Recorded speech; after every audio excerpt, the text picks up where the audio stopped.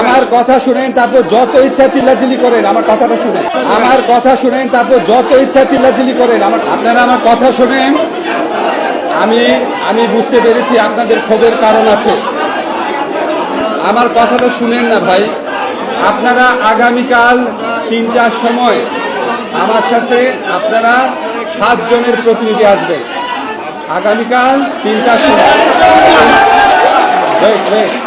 আগামীকাল 3টার সময় মন্ত্রণালয় মিটিং হবে। 7 জন আসবে, ঠিক করে নিন। কার কার আমি নিজে আপনাকে আমি দেখবো আপনার দিলেন তো, আমি দেখবো।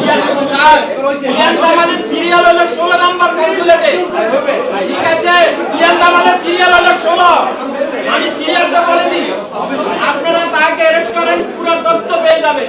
আর একটা কথা বলি স্যার, সে আমাদেরকে বলছে আমাদের রাষ্ট্রের বিরুদ্ধে না, তারা বলছে যে আমরা আরব কান্ট্রির রাষ্ট্রের বিরুদ্ধে করছি, তার জন্য আমাকে যাবতীয় সেইটা বিচার করতে হবে স্যার।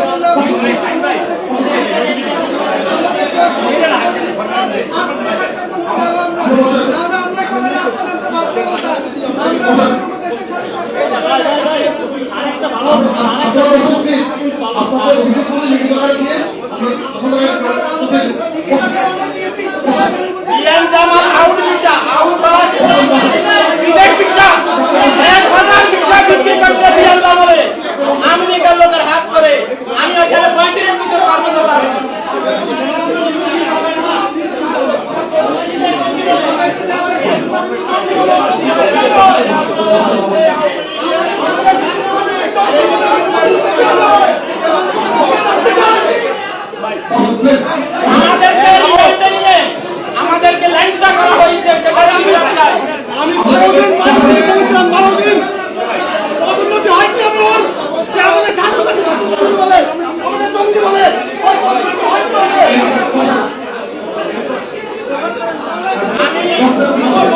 আমার 10 কোটি টাকা ক্ষতিগ্রস্ত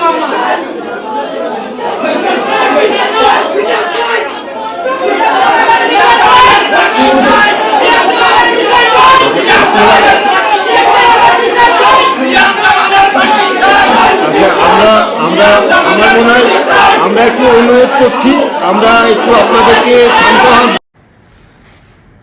চাচা, আসিফ নজরুলের কি হয়েছে চাচা? এখানে কি হইতেছে চাচা?